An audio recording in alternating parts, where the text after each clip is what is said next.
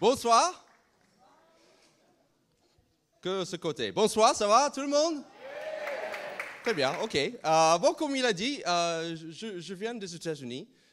Vraiment, ça fait 10 ans que je suis en France. Donc, je parle vraiment comme ça. Ok? C'est mon vrai accent. J'avoue que c'est un peu pourri. C'est un mélange entre Jane Birkin et Karl Lagerfeld. Bourré. Mais ce n'est pas ma faute que je parle comme ça. C'est la faute de la langue française. Parce que cette langue n'a pas été créée par des linguistes. Elle a été créée par des artistes de l'expressionnisme abstrait. Je prends un E, un A et un U. Et je le prononce O. Après, je mets un X. Mais je ne le prononce pas.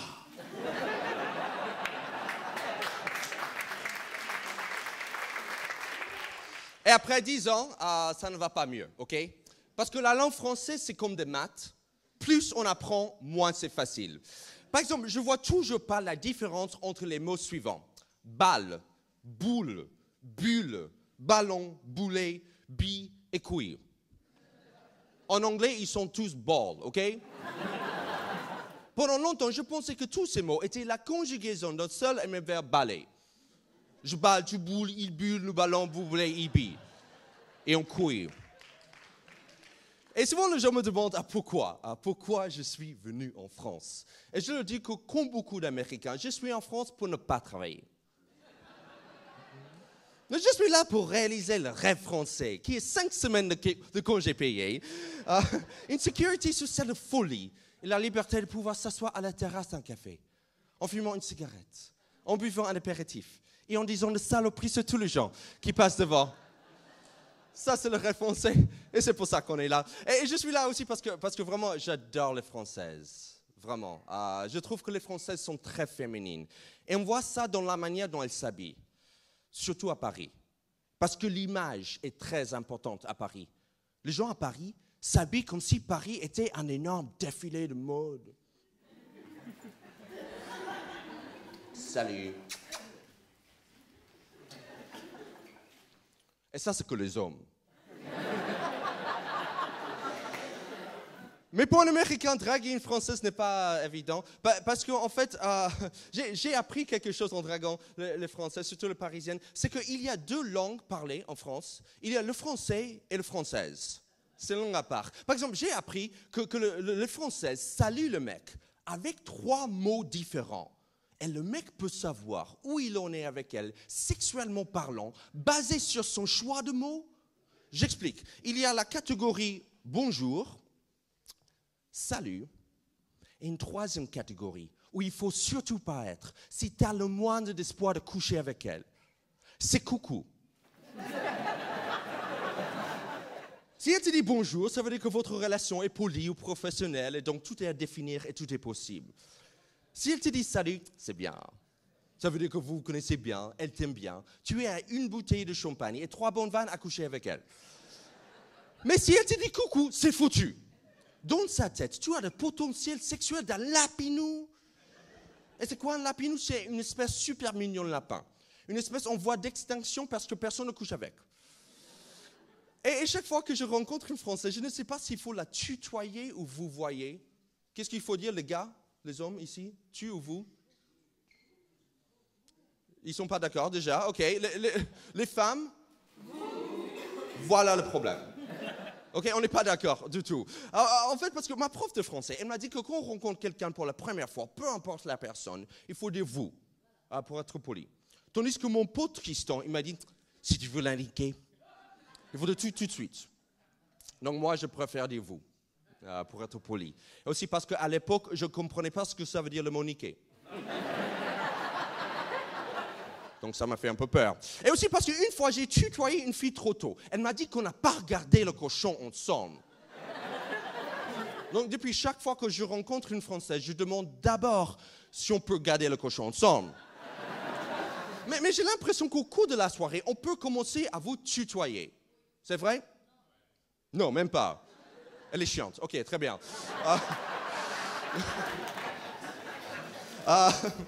Non, ok. Donc on peut, à part elle, on peut commencer à vous tutoyer. C'est vrai? Quand?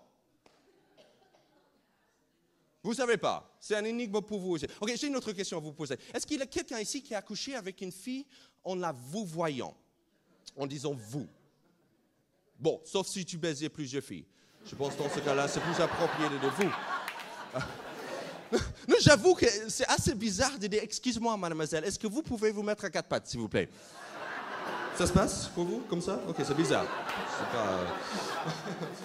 Non, mais vraiment, c'est en sortant avec ma prof de français que j'ai pu vraiment avancer. Vraiment. Le début de la soirée était plus que parfait. Au restaurant, on s'accordait très bien. On a parlé de nos passés simples, nos présents, nos futurs proches. Elle a adoré mon accent grave.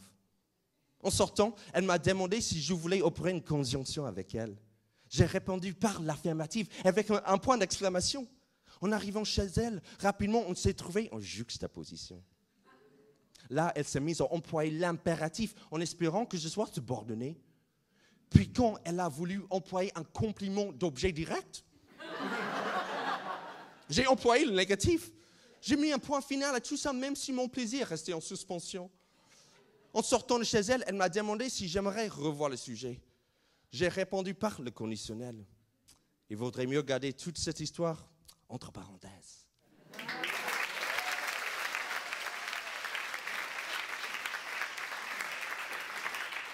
Voilà, ça m'a pris 2 ans à apprendre ce putain de texte, donc merci beaucoup. Et j'ai une grande nouvelle à vous annoncer, c'est que j'ai une copine française maintenant. Merci. Et on s'est rencontrés dans des circonstances très romantiques. C'est un mariage. Elle était la mariée.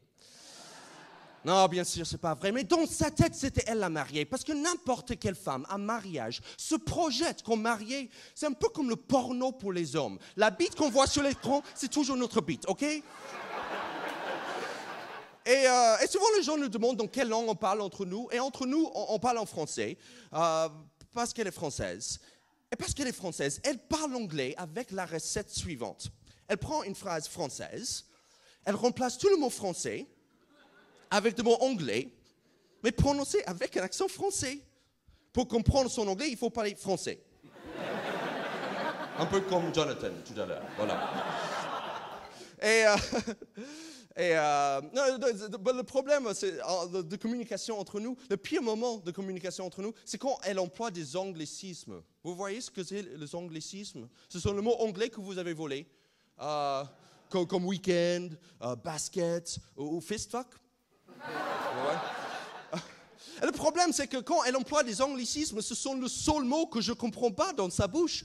Quand elle m'a dit que Prince est so has-been qu'il est redevenu hype, le seul mot que j'ai compris là, c'est de redevenu. Non, il faut arrêter d'employer les anglicismes parce qu'un mot anglais dans la bouche d'un Français, c'est pas de l'anglais. C'est un bâtard mutant. Mais j'ai compris pourquoi vous prononcez mal ces mots anglais. Chaque fois que moi je dis borderline, tout le monde me dit « Oh là là, comment tu te la pètes ?» Donc parce que j'aimerais garder mes amis français, j'ai dit « borderline ».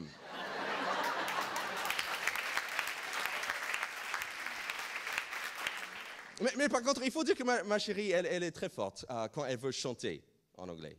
Parce que dans ce cas-là, elle m'apprend sur ma propre culture musicale. Une fois, elle écoutait son casque en chantant « Billie Jean is not my number, she took my gun, c'est not I'm Zucchini, not myself. » Tandis que je ne savais pas que Michael a fait une version de Billie Jean en breton. On apprend tous les jours. Et c'est en étant avec une Française que j'ai appris quelque chose de très important. C'est comment me mettre en colère en français. Parce que ce n'est pas évident de se mettre en colère dans une langue qui n'est pas la tienne. Parce que chaque fois que je me fâche, j'ai le mot et les émotions qui sortent de moi comme de la vapeur d'une cocotte minute. Tandis que la grammaire reste collée au fond, comme des carottes trop cuites. Par exemple, quand quelqu'un me fait une queue de poisson, je dis « Je vais te faire du foutre !» qui est plus une promesse qu'une insulte, honnêtement. Et donc, chaque fois que je me dispute avec ma chérie, je perds. Parce qu'elle a plus de vocabulaire que moi. Je ne vois toujours pas la différence entre les insultes suivantes. Connasse, poufias et pétasse. Est-ce que c'est une question de coupe de cheveux? La seule chose que j'ai compris, c'est que manana les emploie pour désigner une femme belle avec laquelle j'aimerais coucher. Je ne sais pas pourquoi. Par contre, je suis incollable sur les insultes pour les hommes. J'ai appris qu'un crétin est un homme stupide, un blaireau est un homme stupide qui s'habille mal, un abruti est un homme stupide qui fait de la muscu, un salopard est un homme méchant moustachu du 19e siècle. Un salaud n'est pas vraiment un mec méchant, juste il fait pas ce que les femmes veulent, donc il pécho. Et un connard n'est pas méchant non plus, juste il s'en bat les couilles. C'est à peu près ça? D'ailleurs, c'est bizarre comme expression. S'en battre les couilles. Parce que honnêtement, si mes testicules reçoivent des coups, je me sens très concerné, au contraire. Mais une fois j'ai gagné la dispute avec ma chérie. C'est parce que j'ai employé une expression tellement hard, tellement trash, que ça n'existe même pas dans la langue française. Cette expression est tellement crue que je ne pense pas la dire ce soir, en fait. Non, en fait, j'ai vu des enfants, donc non, je pense que c'est trop pour vous.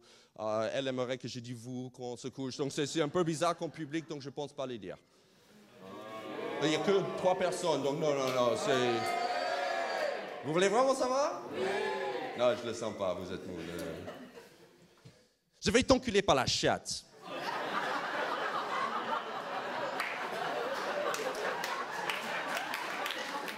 Elle était très surprise. Meilleur sexe de ma vie. Merci beaucoup.